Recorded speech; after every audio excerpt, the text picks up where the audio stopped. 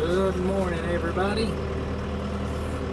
I hope everybody is having a awesome Friday morning. Today's task at hand is to put out some minerals and to build some fence, hot wire fence. So I guess that's what this video will be about, is building a barbed wire fence. But we're going up on the hill, and as you can see right there, there's the bunk feeder on the loader, and that's what I will be putting my minerals in for the cows that are up on the hill. So after turning them out, they have kind of scattered all over creation. There's 4 or 5 here, 2 or 3 there, 8 or 10 there. So it takes like half the day to check my cows here, just because of the terrain, really. I have to do most of it.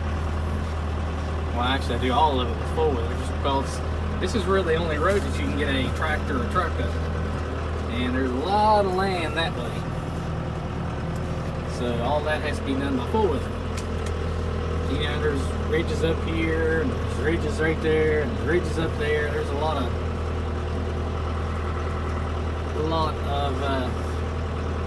navigation.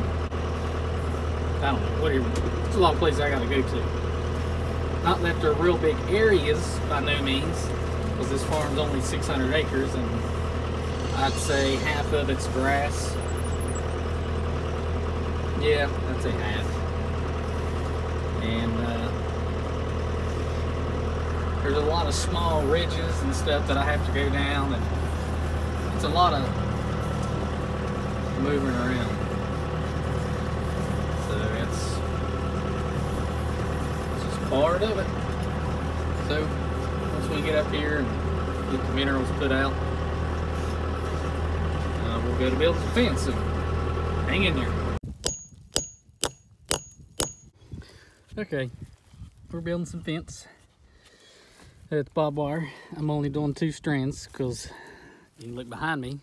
It's nothing but woods. So there's really nothing to make the cows want to come over here.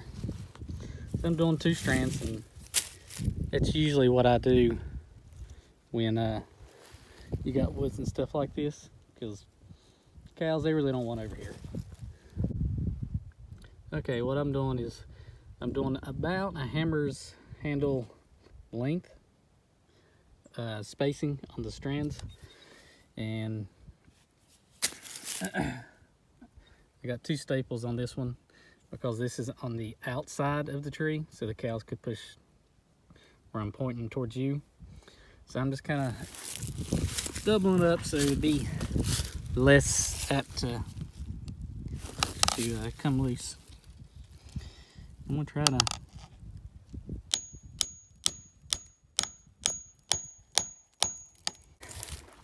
repeat, hammer and repeat, over and over and over. It gets monotonous building fence. And I'm just going from tree to tree. I've already done one strand down through there. So I'll show you how I unroll my barbed wire in just a minute. So hang on.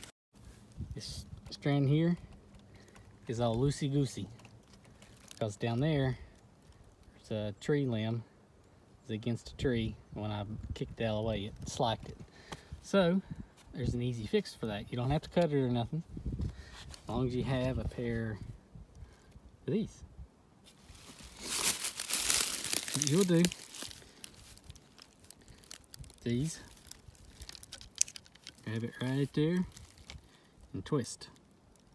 I have to do this 2-handed, but you can see when you twist it, it'll make it tight.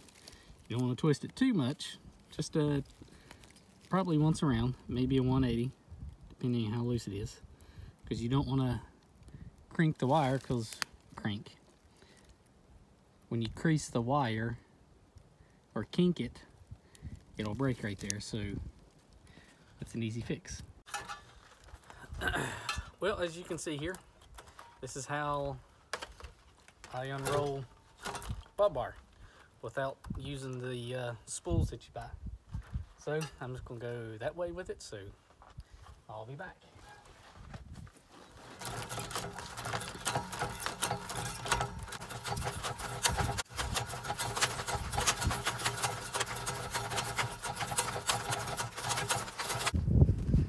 Well, I had just enough then, didn't I? So that went rather smooth. So let me cut it here and go from there. I don't know how much of this you can see, but we're about to stretch the bob wire.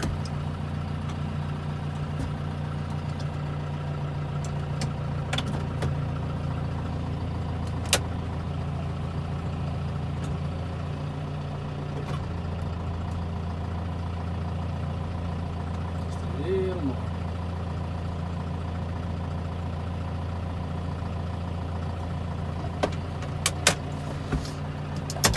Didn't want to stretch it too much because I'm going to break it.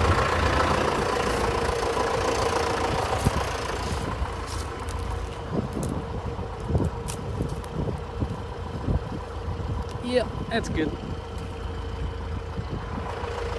Just a chain, a loop, a hook. Just into the tractor. Well, we got some more of my famous ingenuity here because I can't get the tractor down to here. So I used my four-wheeler, an old strap. I went and bought me another bob wire unroller. Get him like Royal King for like $7. It needs a little modification. See these hooks here? The other one that I have, they're more steep. These are kind of, I don't know, they're not being up far enough. So I'll just take and put them in a vise or something and squeeze them. But I just ran it through and tree to the four-wheeler, so let's see how it goes. And I bought me a little aluminum tripod because the other one I had broke. So let's see how it does. Okay, this is how I'm stretching this wire because I can't use the tractor. Just a ratchet strap, looped. And I'll take you over here with me. I'm doing the top strand first, just because if you don't do it, it'll get tangled up on the next wire. But what I'm doing right now is I got it pretty tight, and I haven't drove the fencing staple all the way in case I need to loosen it up if there's a spot up through there I can't get it pushed to a tree or something. So that's what I'm doing. So if you're doing it this way, don't drive all your staples in all the way until you know that you can get it to where you need it to. But once you get to the end, when you walk back, you can hammer them all in up tight, however you need to do it. So on to the next tree. You're not going to believe this, but that cow standing right there, she's got a calf with her. This is where I found, see the roughed up stuff here? This is where he was laying. He had his feet down over this right here. Right here. Cliffs, rock cliffs, whatever. You know, right there's 5 foot drop from my toes to the ground. Yeah, if I hadn't have come down here, more than likely, he would have laid right there and died. More than likely. I have the craziest luck with cattle, I think. But I was here to save the day. Well, I just finished this section up out through here. This is the worst terrain I've had to build fence on. It's steep. I mean steep. But the cows, they would still come around this. They just walk at an angle. They just eventually would find their way out. just trail down the hill. But this part's done and glad of it. Alrighty guys, I figure I'd end this video on this note here with the new calf I went and got yesterday at the market, a bottle calf, and they was outrageous yesterday, from $75 up to $280, and the $75 calves, you'd be lucky to get them home alive. I ended up paying $140 for him, but I don't know, $280 for a bottle calf, you can't pay that, because you pay $280, $250 for them and hold them 6, 8, 9 months and sell them for $500. You can't make no money with that.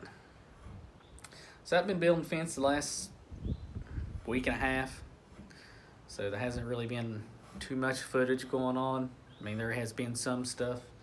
I've just been focusing on building fence, but next week we will be in the field planting corn. Fingers crossed if the weather holds out. And this little guy here, his name's Marshall. He ain't feeling good. I think he's got the fever because it rained yesterday and I had to haul him from the market. So I say he's got shipping fever, if that's what you want to call it. And here in the last half hour, he started this grunting here. And I'm not sure what it is. I hope it's not a sign of pneumonia. I've never had pneumonia. He ain't doing too well. He's really went downhill in the last little bit. Gave him a shot of LA 200 this morning, just to knock out the shipping fever if he has any. When they lay their head down like that, they ain't feeling good. What's the matter, buddy? What's the matter? I'm gonna do all I can to keep you alive. Yes, I am. He ate a bottle pretty good this morning. He ate real good last night. I don't know. I'll go get him a shot of New Floor. If he's got pneumonia or anything, that'll knock it out of him. I don't know. See how he's like he's labored in breathing. I don't know. Hate to end the video on this note, but thanks for watching, guys. Comment if you'd like. Subscribe if you haven't. Until next time, and as always, later.